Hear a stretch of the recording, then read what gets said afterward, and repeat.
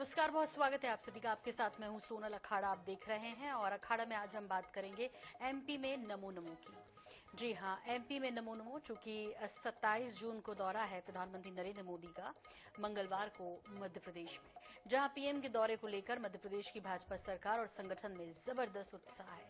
BJP को उम्मीद है कि प्रधानमंत्री के आने से उसके लिए 2023 के सियासी समीकरण बेहतर होंगे, जबकि पीसीसी चीफ कमलनाथ पीएम के दौरे के मौके पर सवाल दाग रहे हैं। अब बड़ा सवाल ये है कि क्या मोदी के सहारे मध्य प्रदेश में बीजेपी चुनाव वैतरणी पार कर पाएगी। इसी मुद्दे पर आज अखाड़ा में बात करेंगे।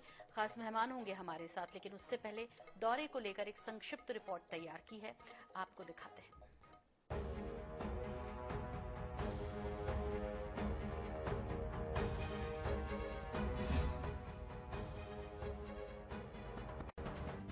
27 जून को प्रधानमंत्री नरेंद्र मोदी मध्य प्रदेश की दौरे पर आ रहे हैं। पीएम मोदी इस दौरान प्रदेश को कई सौगातें देने जा रहे हैं। पीएम मोदी राजधानी में करीब 4.5 घंटे रुकेंगे। प्रधानमंत्री मंगलवार को प्रदेश के लिए 2 नई वंदे भारत ट्रेनों को हरी झंडी दिखाएंगे। पीएम मोदी बीजेपी के कार्यकर्ता सम्मेलन को भी संबोधित करेंगे। फिर 9:50 पर भोपाल एयरपोर्ट पर पहुंचेंगे पीएम। 10:15 बजे बरकतुल्लाह विश्वविद्यालय के लिए रवाना होंगे। सुबह 10:15 पर बरकतुल्लाह विश्वविद्यालय के लिए रवाना होंगे। सुबह 10:30 पर रानी कमलापति स्टेशन जाएंगे पीएम। सुबह 11 बजे वंदे भारत ट्रेन को हरी झंडी दिखाएंगे मोदी। 11:05 पर लाल परेड मैदान के लिए होंगे रवाना। 11:15 बजे से लेकर 12:15 बजे तक बीजेपी कार्यकर्ता सम्मेलन में होंगे शामिल। दोपहर 12:30 बजे लाल परेड मैदान से भोपाल एयरपोर्ट जाएंगे पीएम। 12:55 पर भोपाल से जबलपुर एयरपोर्ट के लिए रवाना होंगे। पीएम मोदी के दौरे को लेकर बीजेपी में जबरदस्त उत्साह है। वहीं पीसीसी चीफ कमलनाथ ने कहा है कि अच्छा है कि प्रधानमंत्री जी आ रहे हैं। वो अपनी आंखों से देख ले कि मध्य प्रदेश में भ्रष्टाचार का क्या हाल है, किस प्रकार से आज मध्य प्रदेश देश का सबसे भ्रष्ट प्रदेश बन गया है। प्रधानमंत्री मोदी जी दुनिया के सर्वाधिक लोकप्रिय नेता हैं। संगठन की मजबूती के आधार पर हम जो मेरा बूथ सबसे मजबूत, इस ताकत के आधार पर 2023 में कमलनाथ जी, दिग्विजय सिंह जी चिंता मत करिए, मध्य प्रदेश के अंदर भारतीय जनता पार्टी जीत का इतिहास बनाएगी। अच्छा है प्रधानमंत्री जी आ रहे, वो अपनी आंखों से मध्य प्रदेश के भ्रष्टाचार को देख ले, उसका खुद असेसमेंट कर ले कि कितना भ्रष्टाचार है, कैसे आज मध्य प्रदेश देश का सबसे भ्रष्ट प्रदेश है। पीएम मोदी के दौरे को लेकर बीजेपी के नेता और कार्यकर्ता उत्साहित हैं। बीजेपी को उम्मीद है कि मोदी के दौरे से वो चुनावी समर में पार्टी की स्थिति को और बेहतर बना लेंगे। मोदी के सहारे बीजेपी 2023 की वैतरणी पार करना चाहती है। बीजेपी के सपनों को जनता सच करती है या नहीं, ये तो चुनाव के नतीजे तय करेंगे। फिलहाल प्रदेश में बीजेपी पूरी तरह से मोदीमय है। भोपाल से मनीष त्रिपाठी की रिपोर्ट, INS 24/7। तो इस विषय पर विस्तार से बात करेंगे और इसके लिए 3 खास मेहमान हमारे साथ जुड़ रहे हैं। हमारे पैनल में आज कौन कौन है, सबसे पहले इंट्रोडक्शन कराते हैं। हमारे साथ हैं कांग्रेस की तरफ से आनंद जाट जी, हमारे साथ है राजपाल सिसोदिया जी, बीजेपी प्रवक्ता, हमारे साथ है वरिष्ठ पत्रकार दिनेश गुप्ता जी। बहुत स्वागत है आप सभी मेहमानों का। और पहला सवाल मेरा आनंद जाट जी आपसे है कि कल नमो नमो मध्य प्रदेश में होने जा रहा है। अभी तो अमेरिका में हुआ, मिस्र में हुआ और अब मध्य प्रदेश में। किस तरह देख रहे हैं प्रधानमंत्री नरेंद्र मोदी के इस दौरे को? क्या होता है, मतलब क्या होगा, नमो नमो कैसे हुआ है, थोड़ा समझाइए प्लीज। जी आप समझाइए मुझे। मैं क्या समझाऊं आपको सर? मतलब नमो नमो हुआ, मतलब मोदी की सरकार अभी विदेश में देखने को मिली, अब मध्य प्रदेश में उनका दौरा है, तो कांग्रेस इसे किस तरह ले रही है? आप तो अपना ही विश्लेषण करते हैं ना, कोई कुछ भी बताए, विश्लेषण अपना अपना होता है सबका अलग अलग। क्या बात है आनंद जाट जी? आपसे पूछ रहा हूं कि क्या नहीं, आप मुझसे सवाल क्यों कर रहे हैं? वरना मैं वहां होती, आप यहाँ होते, मैं भी प्रवक्ता बन जाती फिर तो। खैर छोड़िए, कोई बात नहीं। ये आदरणीय कमलनाथ जी ने बड़ा स्पष्ट कहा है कि मध्य प्रदेश जो है देश का सबसे भ्रष्ट प्रदेश है और प्रधानमंत्री आ रहे हैं तो हम उम्मीद करेंगे कि जो पिछली बार पहली बारिश में कलियासोत नदी पर जो पुल बह गया था, वो कमीशन की भेंट जो चढ़ गया था, भ्रष्टाचार की भेंट जो चढ़ा था, मंडीदीप के अंदर सर्विस लेन का पुल था, वो भी देखते प्रधानमंत्री तो मुझे बेहद खुश होती। प्रधानमंत्री मोदी जी कारम बांध का भी दौरा करें, जो कमीशन की भेंट चढ़ गया, जो एक बारिश भी नहीं झेल पाया। तो मध्य प्रदेश में लगातार इस तरह के जो कमीशन खोरी के जो कार्यक्रम हो रहे हैं, कमीशन के लिए कमीशन के द्वारा जो शासन चल रहा है मध्य प्रदेश में, वो देखते हैं। और प्रधानमंत्री जी आए, उनका स्वागत है, गृह मंत्री जी आए, उनका स्वागत है। मध्य प्रदेश देश के अंदर है, सबका है। आए। ठीक, राज्यपाल सिसोदिया जी, तैयारियां पूरी हैं, प्रधानमंत्री नरेंद्र मोदी आ रहे हैं मध्य प्रदेश में और उत्साह के साथ, जबरदस्त तैयारियों के साथ बीजेपी लगी हुई है इस वक्त।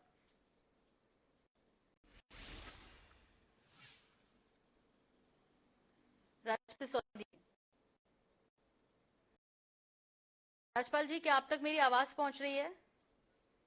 लगता है संपर्क नहीं हो पा रहा है। तब तक दिनेश गुप्ता जी, यदि आप मेरी आवाज सुन पा रहे हैं तो आपसे समझना चाह रहे हैं किस तरह देख रहे हैं प्रधानमंत्री नरेंद्र मोदी के प्रदेश के इस दौरे को, क्योंकि जिस तरह से पिछले कुछ समय से प्रदेश में खबरें हैं, सुर्खियां हैं, कांग्रेस का कॉन्फिडेंस है, 150 सीटें जीतने का जो दावा है राहुल गांधी जी का, उस बीच अब बीजेपी में नई ऊर्जा भरने के लिए या जो तमाम सुर्खियां इस वक्त है मध्य प्रदेश के को लेकर 2023 के चुनावों को लेकर, उसमें कुछ नया परिवर्तन लाएंगे मोदी?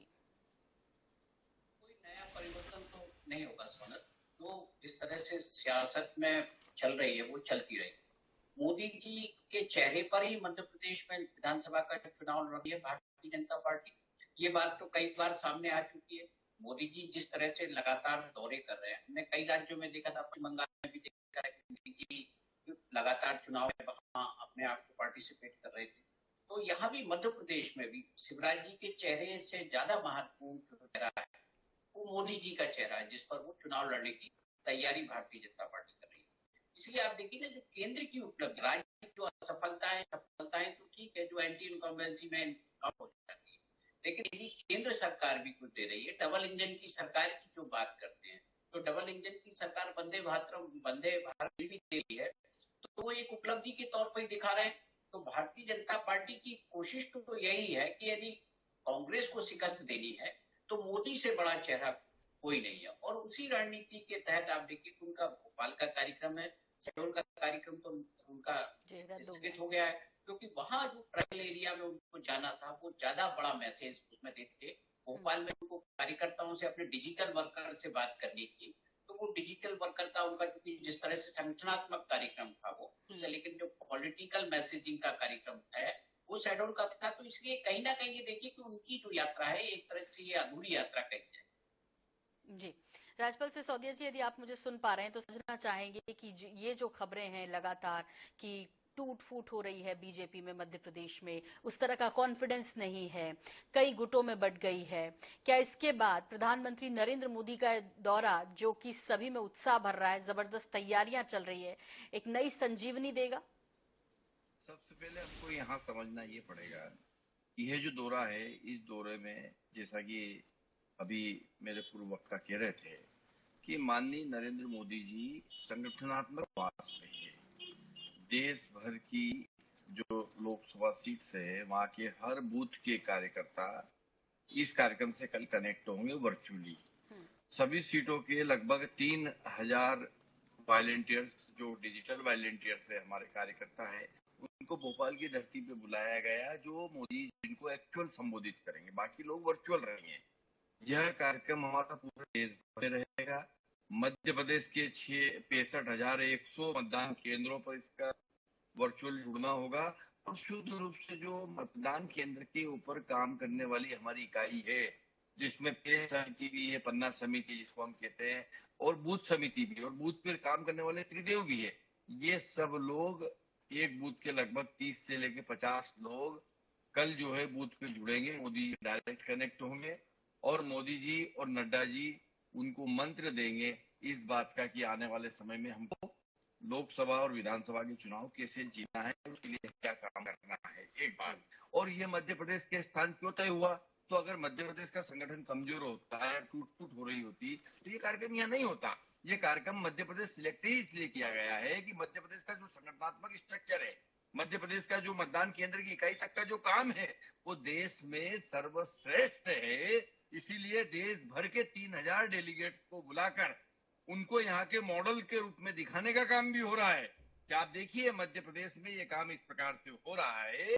इस काम को आपको देखना है, समझना है और अपने अपनी जगह ले जाके इसको लागू करना है। तो ये जो आरोप है ना, ये सरेआम सरेआम झूठा आरोप है, राजनीतिक प्रतिद्वंदिता का आरोप है कि बीजेपी में कुछ ठीक नहीं चल रहा। बीजेपी में सब कुछ ठीक चल रहा है। मध्य प्रदेश का संगठन सर्वोपरि चल रहा है। यहाँ का संगठन और यहाँ के संगठन की क्षमता है वो देश भर में सर्वाधिक अच्छी है माना जाता है। क्यों? क्योंकि यहाँ बाबू ठाकरे की तपस्या स्थली रही, विजय राजे सिंधिया जी की तपस्या स्थली रही। यहाँ पे जो कार्यकर्ता गढ़े गए हैं वे कार्यकर्ता माननीय बाबू ठाकरे जी के आदर्श को लेकर काम कर रहे हैं। यहाँ पर आदर्श स्थिति है संगठन की, इसीलिए मोदी जी नड्डा जी ने स्थान तय करा है। यहाँ से वो पूरे देश को संबोधित करने वाले हैं, पूरे देश के मतदान केंद्र को संबोधित करने वाले हैं। युद्ध रूप से ये हमारा और संगठन कार्यक्रम में, परंतु वो मध्य प्रदेश आए हैं तो मोदी जी खाली हाथ भी नहीं आए हैं, यहाँ के लिए सौगातें लेके आए हैं। कल वंदे मातरम ट्रेन के माध्यम से मध्य प्रदेश को 2 बड़ी ट्रेन की सौगात मिलने वाली, वैसे देश को 5 सौगात मिलेगी कल, पर मध्य प्रदेश को 2 सौगात मिलने वाली है।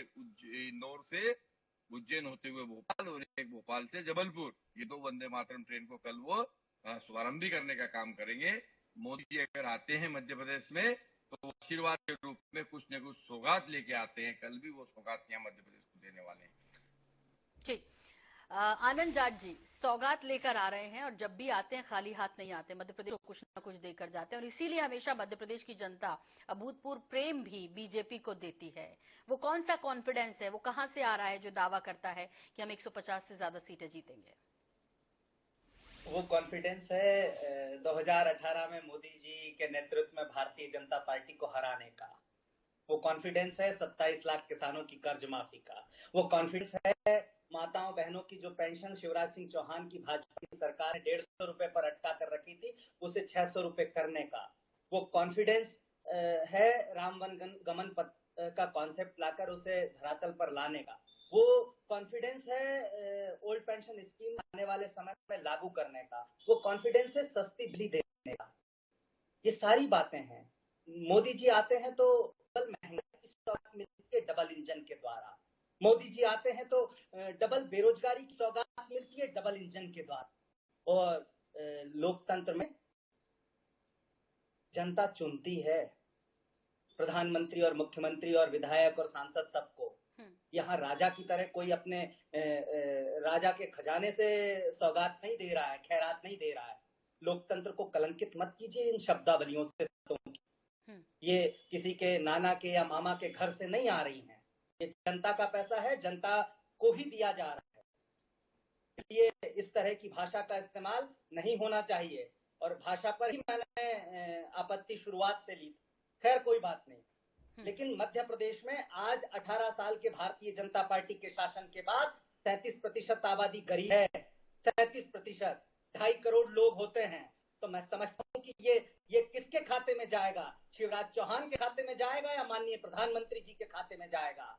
अगर मध्य प्रदेश में कुपोषण देश में सबसे ज्यादा है तो ये किसके खाते में जाएगा? माननीय प्रधानमंत्री के खाते में जाएगा या शिवराज सिंह चौहान की असफलताओं में गिना जाएगा? मध्य प्रदेश में शिक्षा के क्षेत्र में 19 बड़े राज्यों में मध्य प्रदेश नीति आयोग के अनुसार 15वें स्थान पर है। 19 राज्यों में 15वें स्थान पर। तो यह असफलता किसकी है?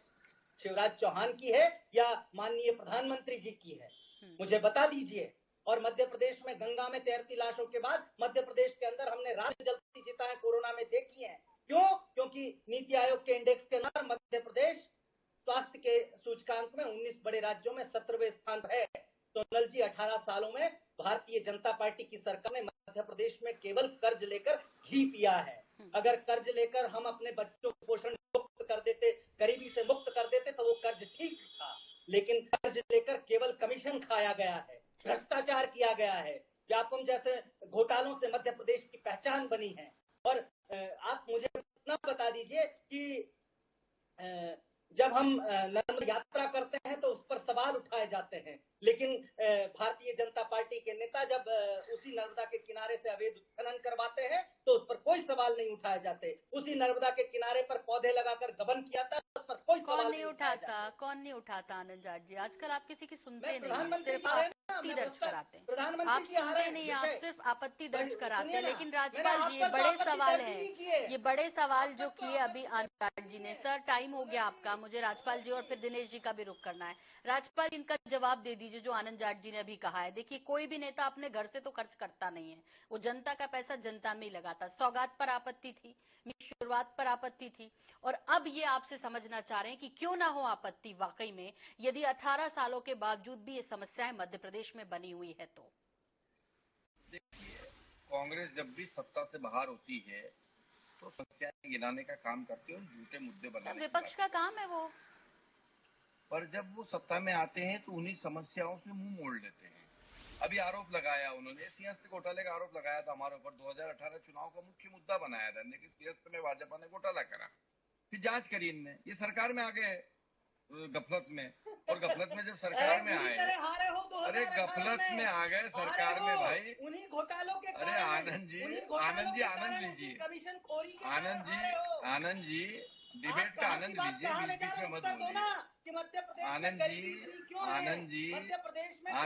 आनंद लीजिए, डिबेट का बीच में मत बोलिए। सर, जवाब तो होने दीजिए आनंद जी, ऐसे तो आप उनको मौका दे रहे नहीं बोलने का। आनंद जी तो आनंद दे रहे हैं। आनंद जी बोलिए, आप जीते थे ना सर, आप तो जीते थे, तो हम सीटों की संख्या तो आपकी ज्यादा थी आनंद जी। तो जब इन्होंने आरोप लगाया कि सियासत में भ्रष्टाचार हुआ, फिर इनकी सरकार बनी, फिर जयवर्धन सिंह इनके मंत्री थे, जयवर्धन सिंह के साथ में बाला बच्चन इनके मंत्री थे, सज्जन वर्मा इनके मंत्री थे, तीनों मंत्री ने जांच करी और जांच करके विधानसभा में क्लीन चिट दी के साथ सियासत में कोई घोटाला नहीं हुआ। तो ये डबल स्टैंडर्ड की बात करने वाली कांग्रेस, दो मुखी कांग्रेस, दो तरह की बात करती है।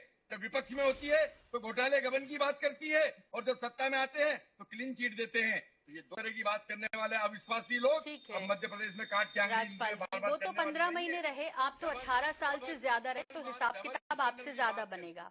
राज्यपाल जी, की बात करने वाले लोग आज हम पे आरोप लगा रहे हैं। उन्होंने एक सिंपल सा सवाल पूछा कि आप राज्य की बात नहीं करेंगे, आप केंद्रीय योजनाओं की बात करते हैं, राज्य के जो सवाल है उनको स्किप कर जाते हैं। दिनेश गुप्ता जी ने भी कहा, इसका जवाब दे दीजिए, क्या वाकई में मोदी के नाम पर ही जीत मिलेगी मध्य प्रदेश में? अब ये राज्य के जो विषय था, जो सिंहस्थ वाली बात देने गई, जो इन्होंने हम पे आरोप लगाए थे, आप 18 महीने की सरकार में रहे, कितने आरोप में आपने हमारे ऊपर चार्जशीट फाइल करने का काम किया, एक में भी नहीं कर पाए, क्योंकि कहीं कोई भ्रष्टाचार, कहीं कोई अनियमितता थी ही नहीं। वास्तविक में हमने मध्य प्रदेश, जो बीमारू मध्य प्रदेश मिला था 2003 आनंद जाट जी कुछ कह रहे हैं, सुन लीजिए सर, आगे बढ़िए प्लीज। न बिजली थी, न सड़क थी, आज मध्य प्रदेश विकास की ओर। ठीक है आनंद जी, क्वेश्चन कीजिए जी। मैंने पूछा कि मध्य प्रदेश में 18 साल के भाजपा के कुशासन और कमीशन राज के बाद 30% आबादी गरीब क्यों है, इसका जवाब नहीं दिया है। मैं पूछ रहा हूँ, विनम्रता से पूछ रहा हूँ। और मध्य प्रदेश में स्वास्थ्य इंफ्रास्ट्रक्चर क्यों खराब है, बहुत बहुत विनम्रता से पूछ रहा हूँ। और 39 लाख रजिस्टर्ड बेरोजगारों में 21 लोगों को नौकरी दी है पिछले 3 सालों में। ये मध्य प्रदेश में कहाँ से आंकड़े लाते हो भाई? क्या खा के बैठते हो, क्या पी के बैठते हो आप डिबेट पे? हाँ, यशोधरा, क्या पी के बैठते हो डिबेट पे? कौन से किसकी बात कर रहे हो तुम? अब आप सुन लीजिए ना, सुनिए ना आप। अरे तो आप प्रश्न कर रहे हो तो उत्तर लो ना। मैं प्रश्न कर रहे हो तो उत्तर लो ना आनंद जी। उत्तर क्यों नहीं ले रहे हो? उत्तर लेने में क्यों डर लग रही है? उत्तर लो ना। प्रश्न करते हो तो उत्तर भी लो। तो दीजिए आनंद जी, बोलने दीजिए ना, उनको बोलने दीजिए। वो ये कह रहे हैं कि आप लोग सड़कों पर दिखाई नहीं दिए, आनंद जाट जी और उनकी पार्टी उस हिसाब से, जिस हिसाब से वो 18 साल का हिसाब किताब करती है, वो वैसे सड़कों पे दिखाई नहीं दिया। अभी वो है जब ये देखकर कि बीजेपी में सब कुछ ठीक ठाक नहीं है। राज्यपाल जी उसको मानेंगे नहीं, लेकिन आपने भाप लिया, ये सबको पता है। जल्दी से राज्यपाल जी जल्दी से। देखिए, बहुत सीधी सी बात है, भारतीय जनता पार्टी अपने किए हुए काम के आधार पर कांग्रेस का 2003 के पहले का आप आनंद जाट जी को सुनेंगे भी नहीं, उनको बोलने भी नहीं देंगे, लेकिन दिनेश गुप्ता जी को तो सुनेंगे। उन्होंने कहा कि क्या सिर्फ केंद्र की बात होगी, केंद्रीय योजनाओं की बात होगी, राज्य के जो मुद्दे होते हैं वो स्किप क्यों हो जाते हैं? क्या वाकई वो डर है कि अब सिर्फ मोदी के नाम पर ही चुनाव जीता जा सकता है मध्य प्रदेश में, कोई और लीडर नहीं दूसरा? केंद्र में किसकी सरकार है? केंद्र कांग्रेस की सरकार है क्या? जब केंद्र में भी हम अच्छा काम कर रहे हैं तो क्यों नहीं बताएंगे? बताएंगे हम, केंद्र के भी काम बताएंगे। सर, ये विधानसभा चुनाव है ना, ये लोकसभा चुनाव तो नहीं है ना सर? केंद्र के काम क्यों नहीं बताएंगे? केंद्र में भी हमने काम किए, केंद्र के काम जो मध्य प्रदेश में हुए उनको क्यों नहीं बताएंगे? और मध्य प्रदेश में जो हमने काम किए उसके साथ साथ में जो केंद्र ने आज प्रधानमंत्री आवास योजना है, करोड़ों लोग उससे लाभान्वित हुए हैं। मध्य प्रदेश में मकान बने हैं। भोपाल में भी अगर हम देखते हैं तो प्रधानमंत्री आवास की बड़ी बड़ी मल्टियां बनी हुई दिखती है, जो नगर निगम भोपाल ने बनाई है। पैसा केंद्र का है, तो क्या उसको हम नहीं बताएंगे? आज कमलापति रेलवे स्टेशन की दशा सुधर गई, क्या था पहले और क्या हो गया आज, तो क्या उसको हम नहीं बताएंगे? क्या उसका उपयोग भोपाल वाले नहीं कर रहे? आनंद जाट जी कुछ बता रहे हैं नहीं किया। जल्दी से बोलिए, दिनेश जी का रुख करूंगी। प्रधानमंत्री आवास योजना में भ्रष्टाचार और कमीशनखोरी को लेकर जनसंघ के संस्थापक सदस्य आदरणीय कैलाश जोशी जी के पुत्र दीपक जोशी जी ने भारतीय जनता पार्टी और मध्य प्रदेश के शीर्ष नेतृत्व पर इस सरकार पर गंभीर आरोप लगाए। पार्टी छोड़िए, प्रधानमंत्री आवास योजना में भ्रष्टाचार के आरोप लगाए। अब वो झूठे हो गए। प्रधानमंत्री, अरे उन्हीं को आपने मंत्री बनाया था, वो आपके और कैलाश के कहने पे आरोप लगा रहे हैं। वो कैलाश जब हमारे मंत्री थे, हमारी पार्टी में तो जब आरोप नहीं लगाते थे, हमारी पार्टी और हमारे मंत्री थे जब आरोप नहीं लगाते थे। आपके यहाँ जाने के बाद में आपके घर का पानी पी के आपकी बात बोलने लगे थी, तो उससे पल्ला झाड़ लिया था आपके मातृ संगठन ने। इन तमाम आरोप प्रत्यारोप के बीच दिनेश गुप्ता जी आपसे समझना चाहते हैं कि क्या वाकई में मध्य प्रदेश में बीजेपी के पास अब सिर्फ पीएम मोदी का चेहरा ही है? क्योंकि बाकी जो खबरें हैं मध्य प्रदेश समय समय पर वो निकल आ रही हैं। क्या वाकई में अब जो नैया पार लगेगी या कोई उम्मीद यदि बीजेपी कर ले मध्य प्रदेश, तो वो नरेंद्र मोदी ही है? सुना, अब 2018 के चुनाव परिणाम से यही तो सीखा है भारतीय जनता पार्टी ने। उन्हें अब किसके चेहरे पे चुनाव लड़ना है? जो चेहरा 2018 में था, क्या 2023 में चलेगा? यदि चलेगा तो उसके लिए बहुत सारे कारण देने होंगे, बताना होगा कि जनता के बीच में क्या किया। जिससे एंटी इनकम्बेंसी और क्रेडिबिलिटी की बात होती है वो भी बताना पड़ेगा। अब कई बार तो ऐसा लगता है ना कि जो 15 महीने का पीरियड है, कुछ सालों बाद तो शायद भारतीय जनता पार्टी एक माने कहेगी भी नहीं कि कमलनाथ की कोई सरकार थी। जो मैंडेट था 2018 का, वो करप्शन के खिलाफ भी तो था। आज यदि कांग्रेस करप्शन को मुद्दा बना रही है तो आप उसको उस मुद्दे से कैसे बाहर आएंगे? तो कहीं ना कहीं आप मोदी जी के चेहरे से उसको कवर करना चाहते हैं कि ये मुद्दा राज्य सरकार की विफलताओं पर हावी ना हो, ये चुनाव में भाजपा को नुकसान ना करे, इसलिए मोदी जी के चेहरे को आगे कर। जी सर, थोड़ा सा प्रकाश उस पर भी डाल दीजिए। अभी तारीफें कर रहे थे राज्यपाल जी तमाम योजनाओं की। उन्होंने कहा कि ठीक है, हमारी तो डबल इंजन की सरकार है, इसलिए हम बात करेंगे भी। तो अभी तो उन्होंने सिर्फ ऊपर की बात बताई थी कि ये बिल्डिंग यहाँ, प्रधानमंत्री आवास का ये यहाँ, स्मार्ट सिटी के नाम पर आप भोपाल के न्यू मार्केट में ये, लेकिन उसके पीछे की सही कहानी फिलहाल क्या है? आप तो वहाँ लगातार देख रहे हैं, लिख रहे हैं, क्या समझ पा रहे हैं कि जनता इस बार किस तरह हिसाब किताब करेगी? देखिए, क्योंकि यदि विधानसभा का चुनाव होता है तो जनता ये नहीं देखती है कि उसने केंद्र ने उसको क्या दिया। जनता यहाँ जो राज्य का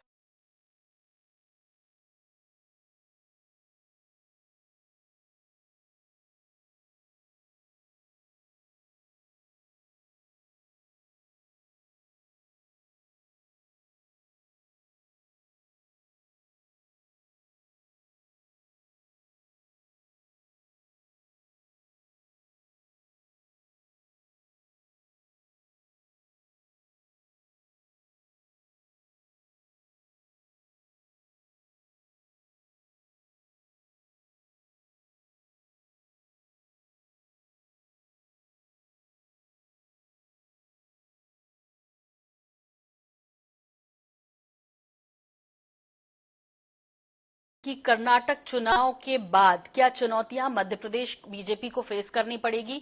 और कर्नाटक चुनाव में भी मोदी जी गए, कई रैलियां की, यही मुद्दा रहा जो कांग्रेस यहां उठा रही है भ्रष्टाचार का, लेकिन वहां पे सत्ता पलट गई। देखिए, कर्नाटक और मध्य प्रदेश बहुत सारी परिस्थितियां अलग हैं, लेकिन कोई जो मुद्दा है वो हमेशा एक जो मुद्दा हिंदुत्व का हो, धर्मांतरण का हो, मध्य प्रदेश में भी दिख रहा है। लेकिन उससे बड़ा मुद्दा है करप्शन का। यदि कमलनाथ के खिलाफ यदि करप्शन के पोस्टर लगते हैं तो क्या ये कहीं ना कहीं इस मुद्दे को केंद्र में नहीं लाता है कि भ्रष्टाचार का मुद्दा बड़ा चुनावी मुद्दा बनने वाला है? और भ्रष्टाचार का ही मुद्दा था तो 2018 में के व्यापम का बड़ा मुद्दा था, सरकार चली गई, ई टेंडरिंग का मुद्दा था। तो इसी तरह के मुद्दे यदि इस बार कांग्रेस पार्टी लेके आई है तो कहीं ना कहीं ये मुद्दा उसी की तरफ जा रहा है, कर्नाटक की तरफ जा रहा है। वहां 40% था, यहाँ 50% की बात हो रही है। और करप्शन से हर व्यक्ति त्रस्त है। आज मध्य प्रदेश में आप सामान्य सेवाएं भी देखेंगे ना, जनता को यदि खसरा खतौनी की नकल भी चाहिए है ना, तो उसको 150, 200 रुपए, 300 रुपए तक खर्च करना पड़ते हैं, जो पहले मुफ्त में मिल जाती। ठीक है, बहुत संक्षेप में राजपाल जी, इस पर काउंटर चाहेंगे आपका? राजपाल जी, लगता है वो कहीं और बात कर रहे हैं इस वक्त, लेकिन इस बीच आनंद जाट जी का रुख कर लेती हूँ। आनंद जी, बहुत संक्षेप में आपसे समझना चाहेंगे कि ठीक है, कर्नाटक में आपका जादू चल गया, लेकिन आज भी तोड़ मोदी का नहीं, ये कहते हैं, और ऐसे में क्या तोड़ या क्या जादू वो होगा जो कि मध्य प्रदेश में एक नया परिवर्तन लाएगा, या कहें 2018 को रिपीट करेगा? सोनल जी, मीडिया की अपनी एक परिभाषा हो सकती है, लेकिन हमारा ऐसा मानना नहीं है। 2014 से अब तक प्रधानमंत्री के नेतृत्व में 20 चुनावों में भारतीय जनता पार्टी हार चुकी है। 20 राज्यों में चुनाव हुए, कर्नाटक में 2 बार हार चुकी है भारतीय जनता पार्टी। इससे पहले 2018 में जब 5 राज्यों के चुनाव हुए थे तो 4 में भारतीय जनता पार्टी हारी थी।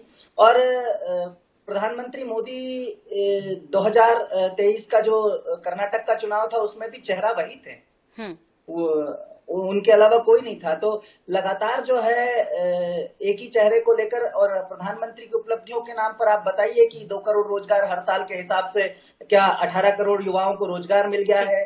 क्या 2022 में किसानों की आमदनी दुगनी हो गई है? क्या सबके घर पक्के मकान हो गए हैं? और सबके पास पक्का मकान होगा, उस घर में नल होगा, उस नल में जल भी होगा, तो सबके घर जल आ गया है क्या? हर गांव तक बिजली पहुंच गई है क्या? ऐसे तमाम तरह के जो झूठे वादे थे वो उनकी अब कलई खुल गई है। और मध्य प्रदेश सहित देश में जो है वो जनता इस महंगाई से और बेरोजगारी से आजी जा चुकी है, और करप्शन लगातार बढ़ता जा रहा है। और प्रधानमंत्री के नेतृत्व में ही मध्य प्रदेश में भारतीय जनता पार्टी ने भ्रष्टाचार का कीचड़ यानी कि ऑपरेशन लोटस चलाया था, और ऐसा ही कर्नाटक में भी चलाया था। तो उस भ्रष्टाचार के कीचड़ के बाद मध्य प्रदेश में भी जो है कांग्रेस की सरकार इस चुनाव में बनना तय है, और निश्चित तौर पर हम 150 सीट से ऊपर ला रहे हैं। चलिए, बहुत सारी शुभकामनाएं आनंद जी आपको और आपकी पार्टी को। दिनेश जी, बहुत शुक्रिया वक्त साझा करने के लिए। राजपाल जी का भी बहुत धन्यवाद। तो 27 जून को प्रधानमंत्री नरेंद्र मोदी मध्य प्रदेश दौरे पर रहेंगे, कई सौगातें भी दे रहे हैं। इस बीच कार्यकर्ताओं को रिचार्ज करने मध्य प्रदेश के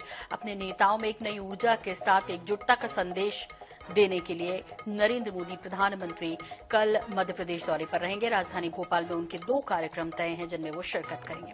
और इसी के साथ अखाड़ा में फिलहाल इतना ही। मुझे भी दीजिए इजाजत। नमस्कार।